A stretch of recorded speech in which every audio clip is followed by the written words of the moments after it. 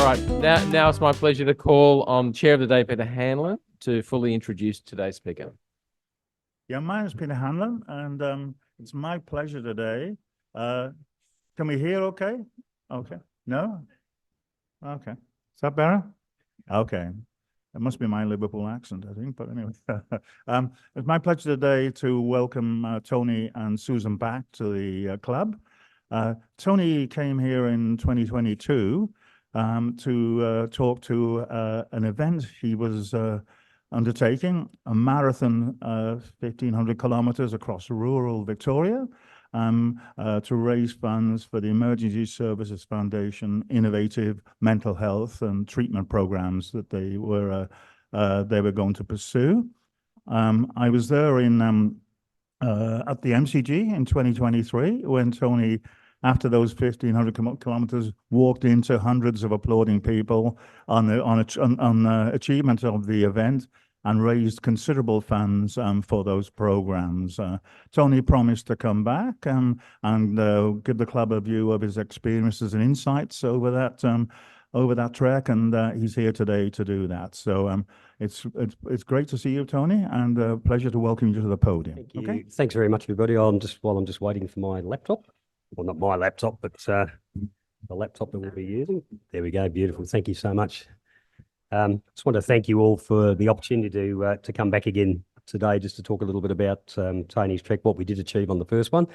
Timing's actually good, Stephen. Thank you very much for the contact along the way. It's good to actually put a face to the name. We've sort of been bouncing backwards and forwards on emails for a while, but originally I was going to be here in March, on March the 6th, which would have been 2 days before Tony's trek 2024, which has now been completed. So I think there was a bit of a strategy there to make sure I actually hung out and came back and talked about both. So I will talk about both Tony's treks today, just to give you a bit of a feel for how that's all gone. Now, let's just make sure this works. Okay, not a problem. So just to give you a bit of an idea of what Tony's trek is and how it came about, I was, and there's a video that I'll show you shortly that will sort of go a little bit through this again shortly, but not in great detail. I was sitting on the veranda literally in 2021. My wife and I were having a bit of a drink on a nice summer's afternoon, and I'd been stewing on a couple of things. One was statistics that had appeared in 2018 and that the foundation bases a lot of its work on those statistics from the National Mental Health and Wellbeing Study of Police and Emergency Services survey that was conducted by Beyond Blue at the time while Julia Gillard was in the chair. And that was a national survey, 21,000 participants from around the country, emergency service workers from 33 different agencies, that was looking to get a bit of an idea as to what did mental health look like in our emergency service organisations. And I think it's fair to say that it was a pretty ugly picture that it painted at the end of the day. So that was 2018. Right up to today, I would suggest that things probably are not a lot different. There has been certainly movement in that time, but I think for our emergency service workers, they are still suffering the same issues. And you only have to look at the work cover premiums and work cover claims in Victoria alone, and this would be replicated right around the country to see that things have just got worse in the context of mental health in our sector. So I've been stewing on those figures, and not so much because I was fixated on that report.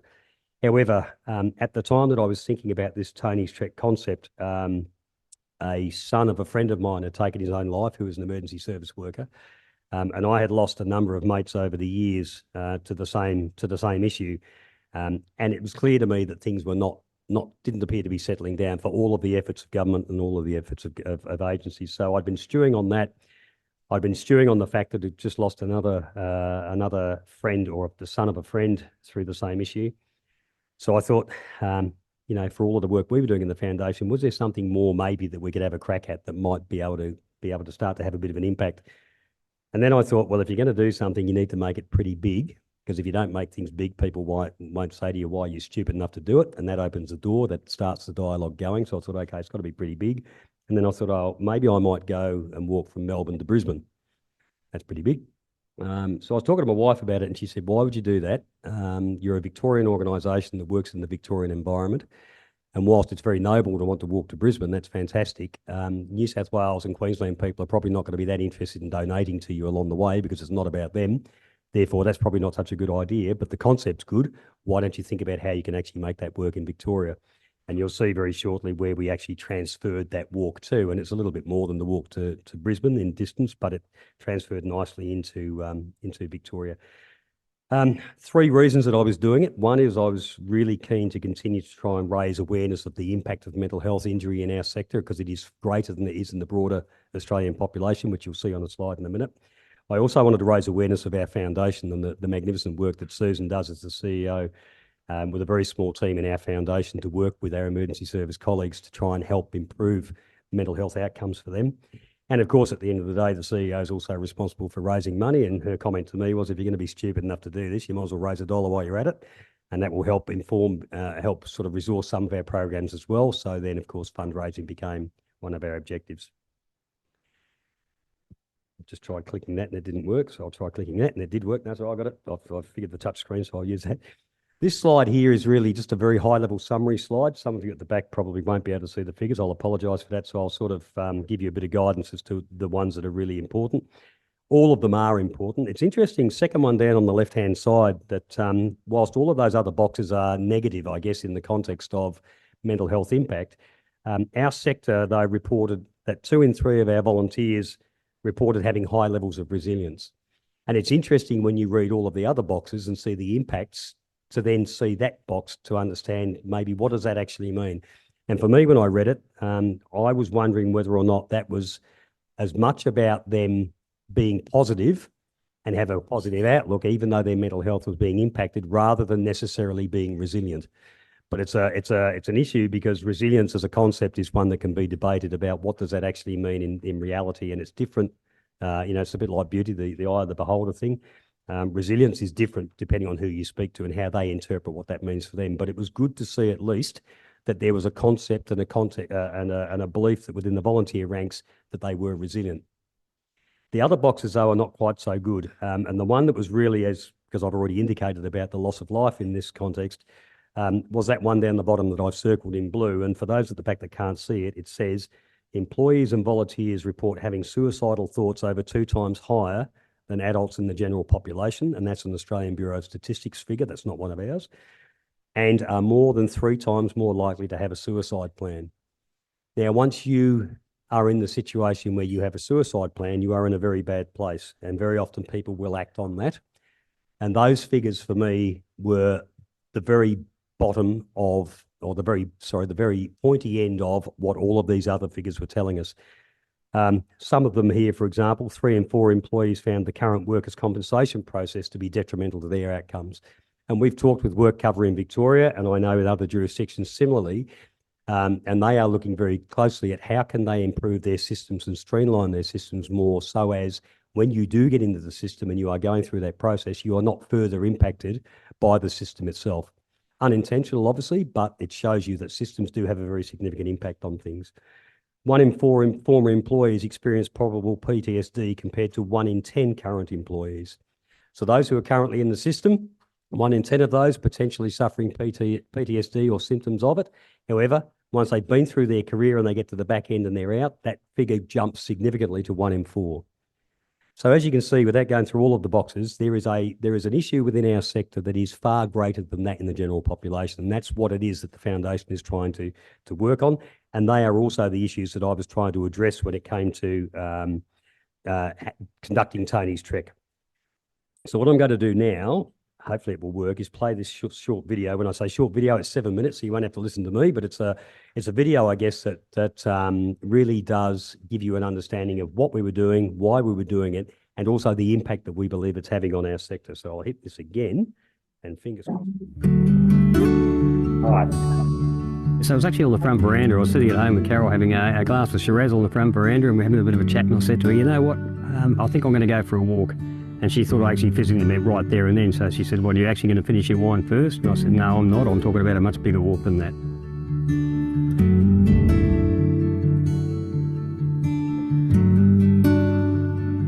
So what exactly is Tony's Trek? It's a almost 1,500 kilometre trek heading from Melbourne down to Mallacoota on the far east. Once I get to Mallacoota, I turn around and come back to Nowa in East Gippsland.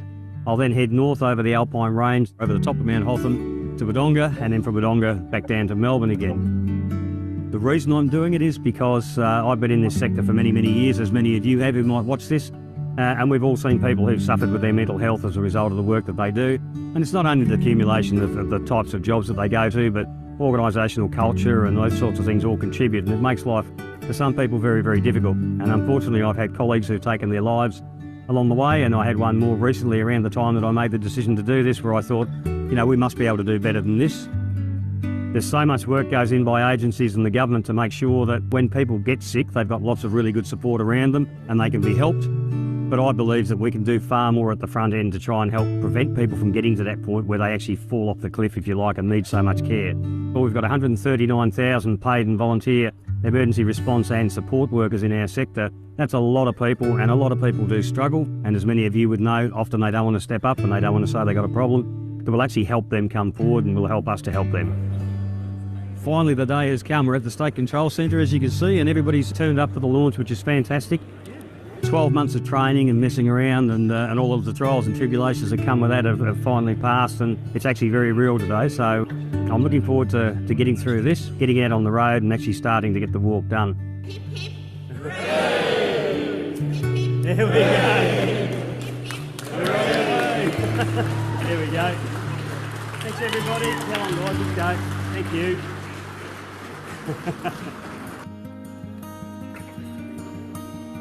I chose the route because it's an area, of course, that the fires went through in 2019 and 20, so that was really pretty important to me, and I know that many emergency service workers down in the east and the far northeast have really suffered as a result of those fires.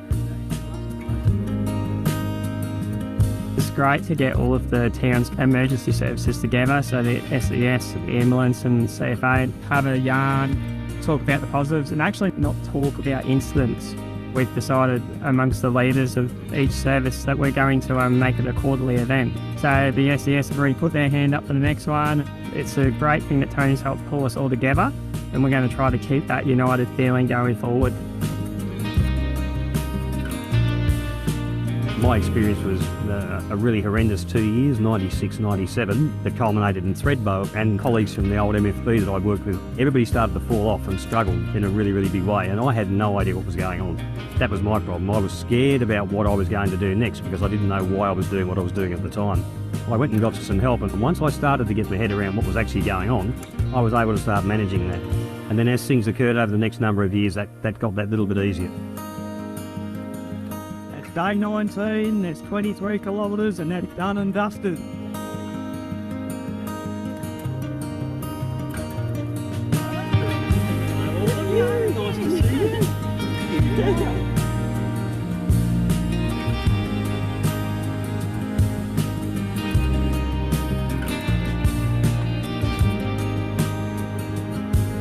You just clocked over just 100 metres up the road, 1,000 kilometres, and I've walked a fair bit in my time, but I've never walked 1,000 k's in consecutive days. It's pretty awesome. It's great trying to bring awareness around wellbeing, especially as a CFA peer. We spent a lot of time in Corryong and the Dowers Valley group after the 2019-2020 fires, talking to people about welfare. It's a bit of a taboo subject in emergency service, and I think through initiatives like Tony's, trying to bring out the awareness of wellbeing in these areas is really great. I'm from Harryville CFA and I've walked from Smoko to Pupunka, about 24 kilometres. We learned so much, we met so many different people. We've wanted to see the youth join in along the way, cutting together for a great cause. I first for his feet, minus or I only did 20 k's.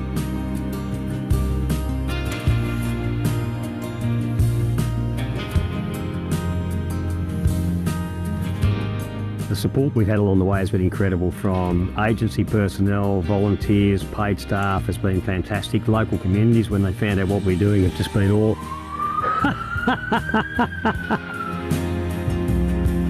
Everywhere we've gone, the hospitality has been incredible. People driving our safety and escort vehicle and supporting us, people providing meals, people providing accommodation. It's just been incredible, but it shows that it means something significant to them. It's really important that we get people when they're a little bit wobbly rather than when they get to the end of the road, and have that early intervention, which is so important, which is what Tony's Trek is all about. So people have asked me a couple of times, why would I spend 50 days walking around half of Victoria and put myself through something that's obviously going to be difficult and painful?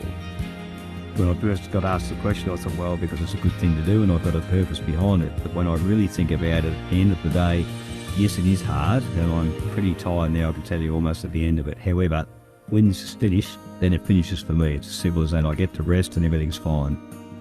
However, those people who are suffering with their mental health, they will still have a mental health issue that they've got to struggle with. Feeling pretty good overall, but my legs are getting real heavy. I think your body actually starts to override your mind. We were just walking across the road over there, and I've stumbled a few times now, and they feel heavy. I normally walk a lot further, but I think the legs actually know we're here, and they just want to stop, I think. I've been with hundreds of people over this last few weeks, and I've loved every minute of it, but I've got my family coming over with the boys and their partners and the grandkids this weekend, and I get to meet my little granddaughter for the first time, who was born 3 weeks ago, and I haven't met her yet. That'll be beautiful. The support we've had from right the way around from everyone has been totally amazing. Through you to your organisations, thanks so much for that.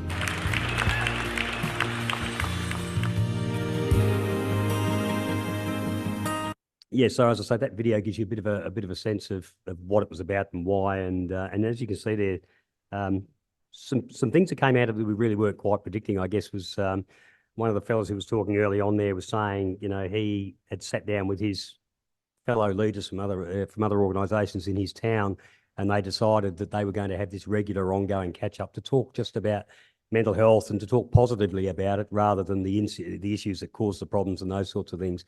So they were little legacy things that came out of it that we really hadn't anticipated. And Susan and I were there that night at that fire station, and they did that whilst they were sitting down having their dinner. They didn't sort of wait till later on for meetings. They decided right there and then that it was important enough to commit to them to doing that.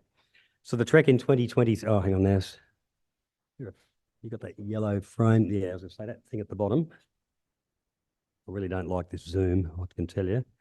There we go. That's got rid of it. Thank you. Some of the stats, I guess, that were important in relation to it. 10th of March to the 5th of May, so it was 50 days. Ended up being 1,506 kilometres, so that was nice. I was really determined to get it over that 1,500. We were that close, so I thought, why would you stop short of 15? 43 locations, as in townships that we went through. Some of those twice. That was the ones effectively from East Gippsland down to Malakuta and then back again because we obviously had to come back. So we stopped at those a couple of times through. 144 guest walkers. When I say guest walkers, they weren't invited. These were people that signed up individually just to walk parts of it. Some of them did whole days, some did a couple of hours, whatever.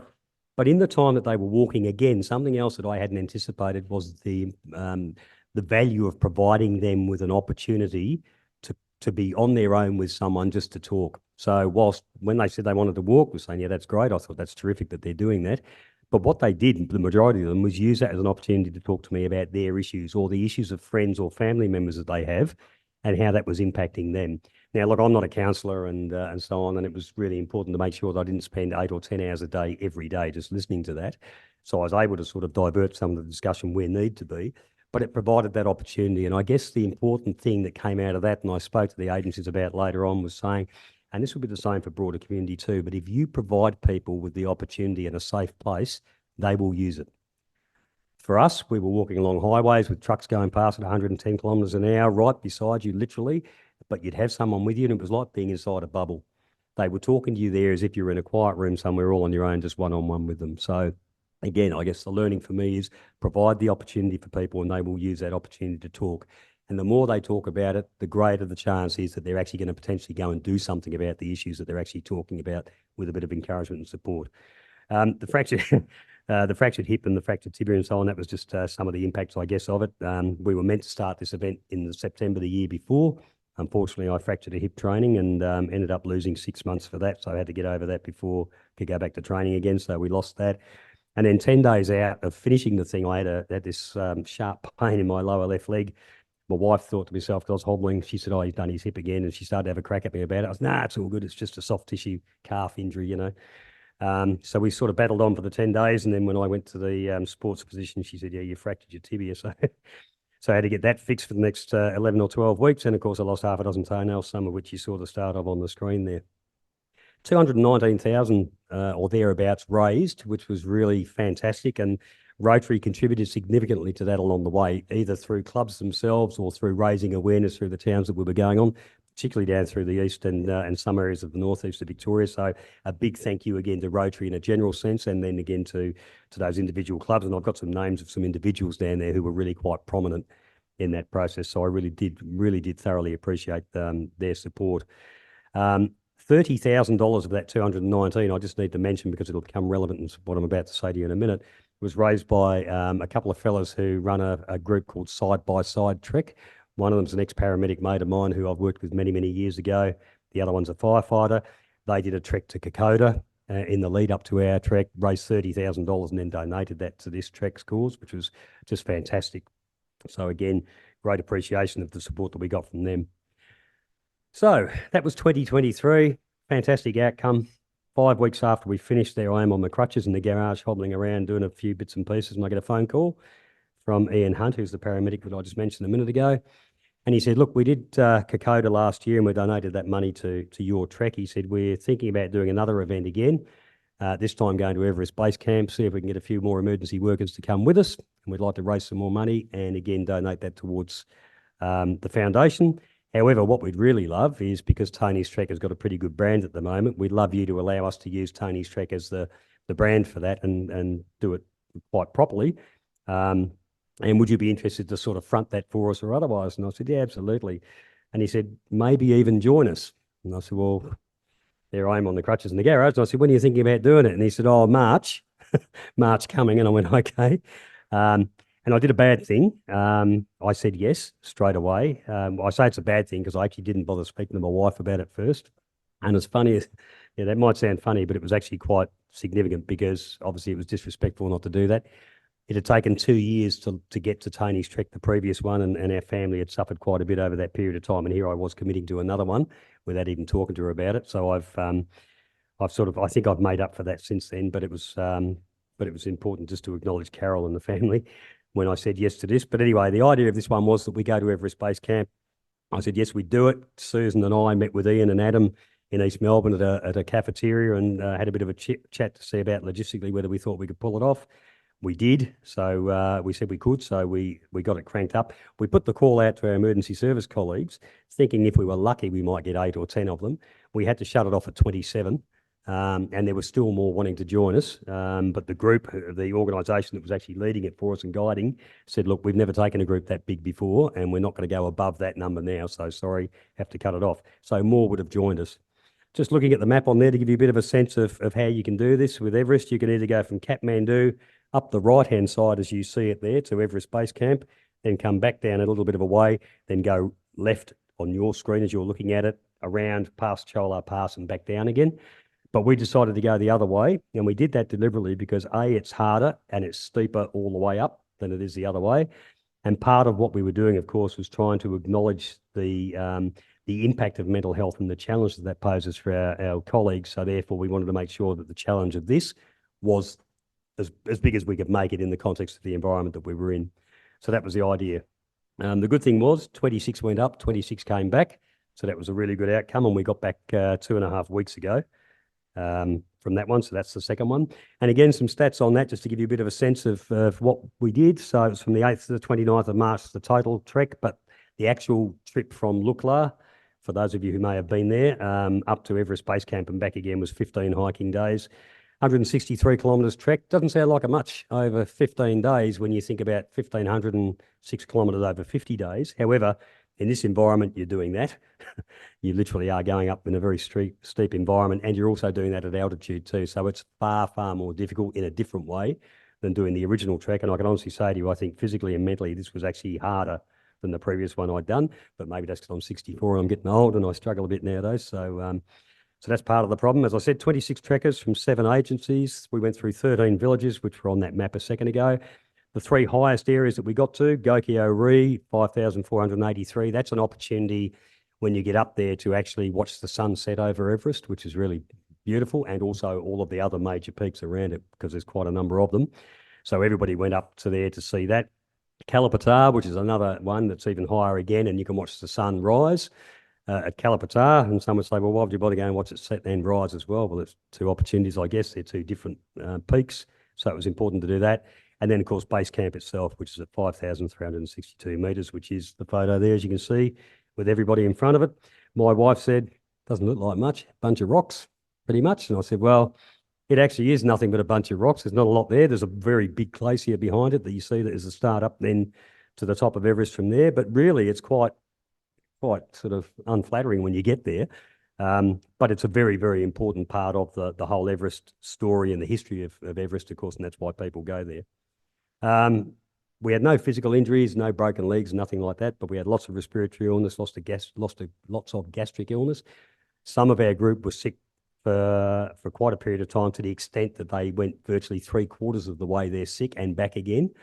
So for them to achieve that and to watch some of them do it, who were literally, if you were thinking from here to that checkered wall down there, the pace at times would see people take 2 or 3 minutes to get from here just to that checkered wall. So that's how slow some were having to go, and the altitude, of course, was impacting upon that further. Temperature ranges while you're up there, in case you're interested. -17 was our coldest, 2 degrees was our warmest, positively balmy, and wind chill -20, which was on the top of Gokyo-ri when we were there. And in fact, when we were there, the guide said, we'll give you 5 minutes, then that's it. We've got to get back down again. Otherwise, people are going to get pretty sick at -20. So we came back down. The other great thing that we're all wrapped about that we survived was Lukla Airport. If anyone knows about that, it's renowned as being the most dangerous airport in the world. It's only 500 metres long, the runway. There's only 100 pilots that can actually get in and get out of it, and they have to have done a massive amount of short takeoff and landings to be allowed to go anywhere near it. It's got a 12-degree gradient, so when you're actually standing adjacent to the runway, as the planes take off, they actually go down like that, and you lose them behind the single-storey buildings because the gradient is so steep. And once they go, they just simply fly off the edge of the mountain, and that's it. And they either get up or they don't. And there are still plenty of remnants of aircraft there that actually haven't got up once they get off the end of the runway. So as you can imagine, for everyone sitting inside, it's a bit of an excitement thing for a little while. It's really nice once you hear it powering up, but yeah, it's a bit exciting for that first minute or so. So 11 accidents, 50-odd deaths there just on that one little runway. And for this trek, $37,000 or thereabouts we've raised as well, which then goes into the kitty, of course, with the other funds. I've got my gratuitous QR code there in case anyone wants to take a photo of it, because if you do, that'll take you to the donations page, so please feel free. The point I'll make, I guess, is that the money that we've raised is really it's really good that I'm doing this little presentation today, because this week, after a massive amount of work by Susan and some others who've supported her along the way, we've got our residential wellbeing centre pilot program up and running.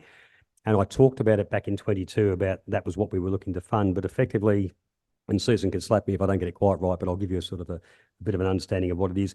What we're looking to do is to bring together small groups of people who are at the very early stage of their mental health journey, I guess. They're not clinically diagnosed, they're not sick and falling off the cliff, as I explained before, but these are people who are getting a bit wobbly, a bit unsure, and starting to feel uncertain and not really knowing why they're feeling the way they are, and not understanding why they're having the impacts on their life that it's having.